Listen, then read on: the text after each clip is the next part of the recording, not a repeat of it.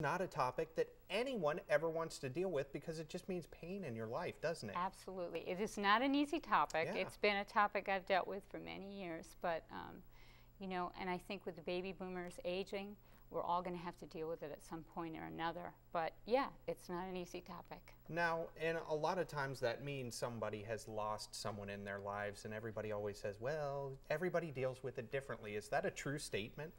It is to a certain extent. I think we all deal with it differently in that we go through a series of feelings. We used to believe, Elizabeth Kubler-Ross used to say there were stages of grief, but since then a lot of research has been done, and we've learned that it isn't so much stages as it is different emotions that we all sort of travel through when we grieve. But some people get stuck in certain emotions, and there are some things like shock and denial which seem to be a part of almost all loss. Right, and you just have to keep moving forward because life goes on. It does, and yet this book, No Time for Tears, Surviving Grief in America, part of the reason for that is that a lot of times now people don't take the time to actually grieve. Oh, really? People are put on medication right after a loss. Antidepressants, which actually inhibit grief to a certain extent.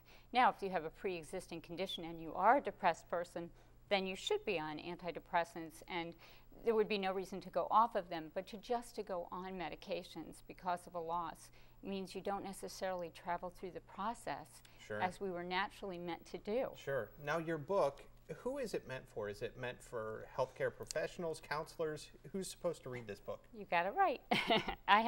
It's for the actual griever. Anybody who's going through grief. So they'll be able to understand it. Oh, absolutely. It's written on